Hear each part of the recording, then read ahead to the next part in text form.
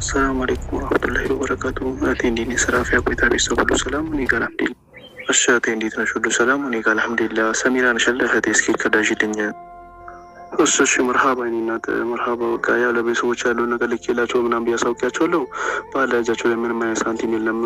ቢያንስ እንኳን እስከዛ ቤተሰቦች እንዲረጋጉ የተወሰነ ሳንቲም እስከዛ ግማሽ ብር ይላክልኛ ባዳ እስከዛ 50 ብር ይላክልኝና ሌላ ትንሽ ኔትወርክ ሲስተም ወሰኝ ሲደርሰው ይልክልኛል። ባለ እጃቸው ላይ ምንም አይነት ሳንቲም የለም። ወላሂ እስካሁን ምሳ አልበላንም። ወንድሜ ደግሞ የሆነ ምግብ የሚያስፈልገው ነገር መርፌ እንኳን የምንገዛበት ሳንቲም እጃችን ላይ የለም ብሎ ወላሂ አሁን እነሱን እያወራሁ ነበር። በጣም ተጨንቄ ነው ያለሁት እና ባላ ካላ በታች እዚህ ጋር አሁን ችግር የሉ ነገር ነገርኩሻለሁ። ለአንቺ ነው አንቺን አምኜ እዚህ ጋር ራሴንም ቤተሰቦችንም ሜዳ አስቀርቼ ገንዘብ ይላኩትና ባላ እህቴ በቃ እኔም ግራ ገብቶኝ ቤተሰቦችም ያሉበትን ነገር እየተረዱኝ ስላሉ ነው።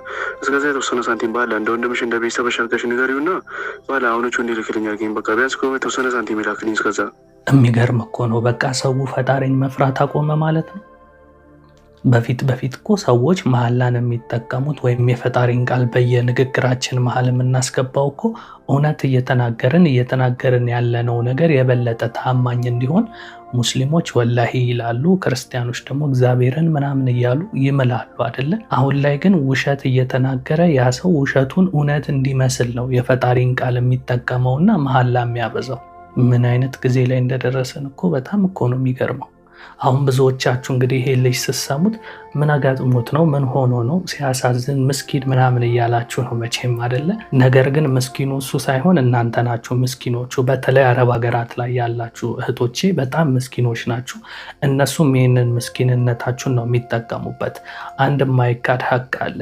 ብዙ አረብ ሀገራት ላይ የሚኖሩ እህቶቻችን ለሰው አዛኝ ናቸው፣ ደግ ልብ አላቸው፣ ሩህሩህ ናቸው እና ይሄ ባህሪያቸው ትክክለኛ የሰው ባህሪ ቢሆንም ነገር ግን የዋህነታቸው፣ ደግነታቸው፣ አዛኝነታቸው ግን ለነሱ ሲጠቅማቸው አላየንም። ይሄንን ስስ ጎናቸውን ተጠቅመው ሌሎች አጭበርባሪዎች በዚህ ደካማ ጎናቸው በመግባት እነሱ ላይ ብዙ አይነት ነገር ነው የሚያደርጉት።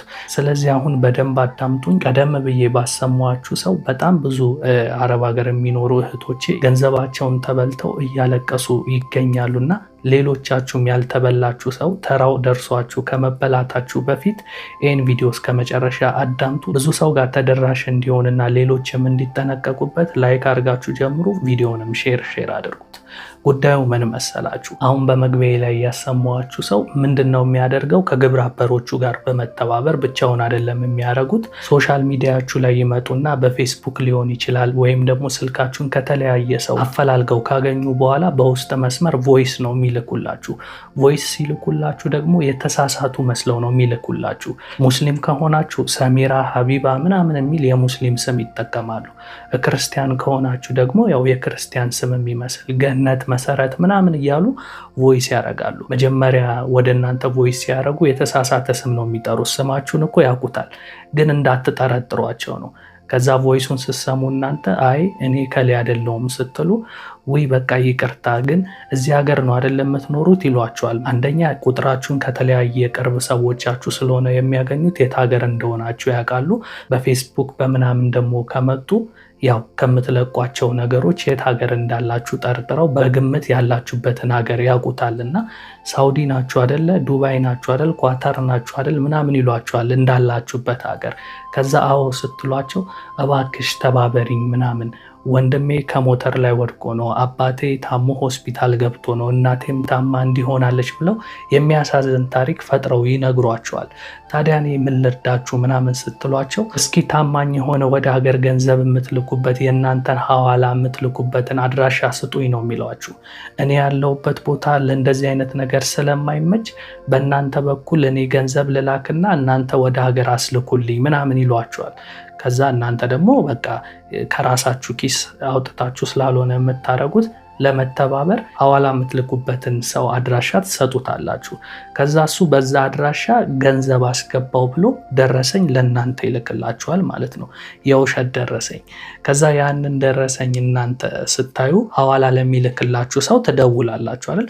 ከዛ በዛ ሰዓት ያኛው ሰውዬ ለእናንተ አስገባው ብሎ የላከው ገንዘብ ለዛ ሐዋላ ለሚልከው ሰው አይደርስም ማለት ነው። ከዛ እንዲገባልህ ወይ ምናምን ብላችሁ ስትጠይቁት ሐዋላ የሚልክላችሁ ሰው ደግሞ አይ አልገባልኝም ምናምን ይላችኋል አይደል? ከዛ እናንተ ለዚህኛው አካል አይ አልደረሰኝም አለ እኮ ስትሉት ኔትወርክ ይሆናል ያለውበት ቦታ በጣም አስቸጋሪ ነው፣ ይህንንም ራሱ መውጣት ስለማልችል ሰው ልኬ ነው አስገባልኝ ብየው አስገብቶ ለእኔ ደረሰኝ የሰጠኝ ምናምን ይላችኋል። ከዛ የሚናገሩት ቃል አሳማኝ ስለሆነ ኔትወርክ የእውነት የያዘው መስሏችሁ እናንተ ጋር ደረሰኝ ስለላከላችሁ አምናችሁት እናንተ እዛ ለኋላ ለሚልክላችሁ ሰው ሄዳችሁ ከራሳችሁ ገንዘብ ታስገቡለታላችሁ። በኋላ ያ ኔትወርኩ ለቆት ያ ገንዘብ ሲገባ ለእናንተ ሐዋላ የሚልከው ሰው እንዲመልስላችሁ። ምክንያቱም በውስጥ መስመር የሚለውን ሰምታችሁታል አይደል?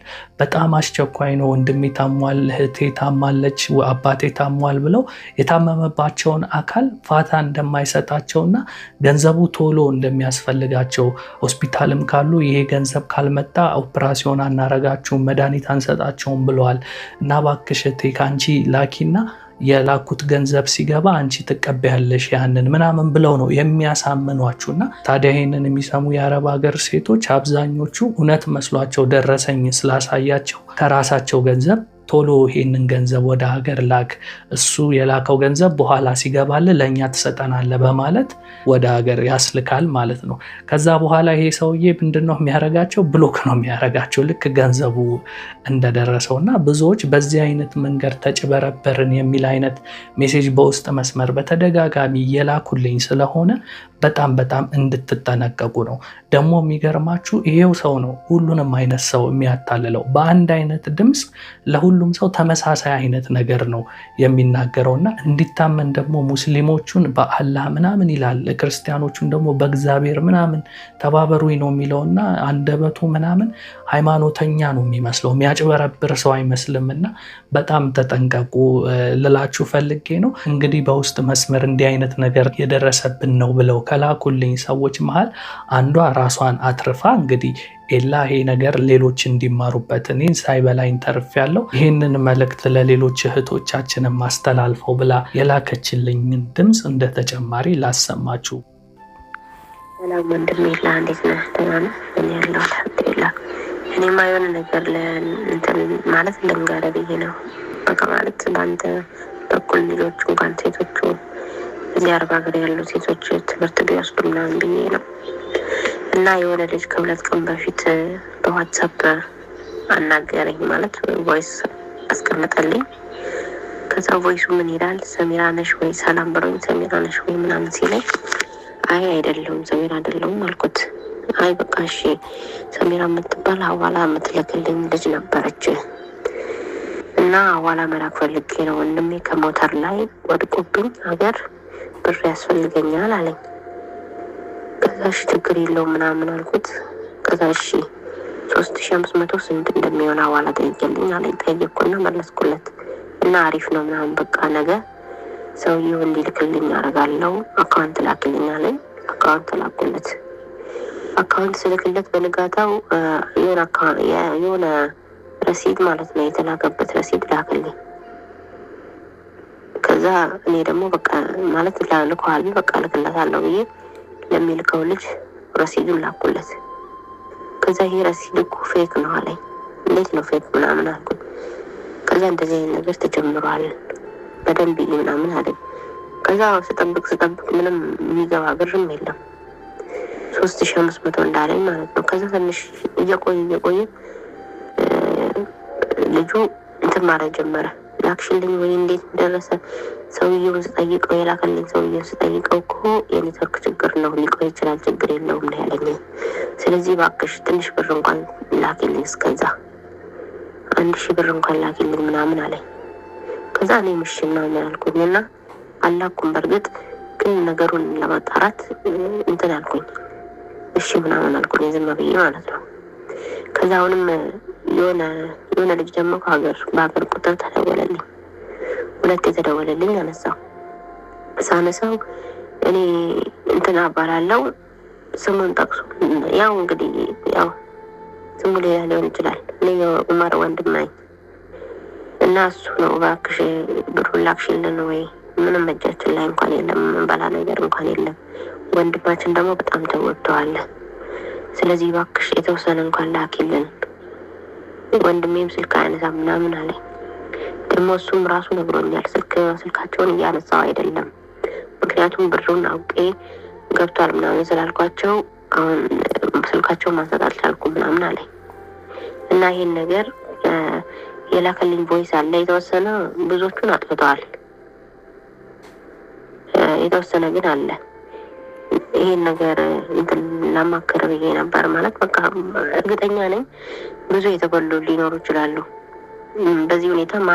እኔ ማለት መጀመሪያ አካባቢ መሰለኝ በቃ ልልክለት ነበር፣ አላህ ነው የጠበቀኝ እንጂ ልልክለት ነበር ሌሎቹም እንዲማሩ